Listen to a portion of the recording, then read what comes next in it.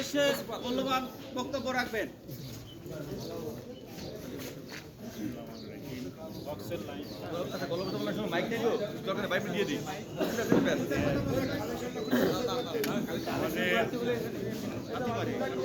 এই অঞ্চলের সকল মানুষের প্রিয় নেতা আল্লাহ রকুল ইসলাম মুকুল, তিনি এতিমদের মধ্যে যে কম্বল বিতরণ করলেন, শুধু এখানে না, তার 3 নম্বর আসনের সব জায়গায় তিনি গিয়েছেন। আপনারা জানেন যে করোনার সময় তিনি মানুষের পাশে দাঁড়িয়েছেন, সাহায্য করেছেন। এর জন্য আমরা আল্লাহ রাব্বুল আলামিনের কাছে আপনারা দোয়া করবেন, আল্লাহ যেন তাকে হায়াত দান করুক এবং তিনি যেন আরও বেশি খেদমত করতে পারেন।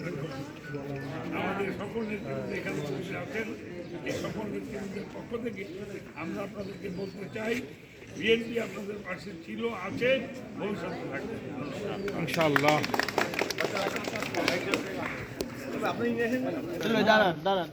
সামনে গেলে তো ছবি আসবে না, সবাই সামনে তাহলে হবে না তো। পিছনে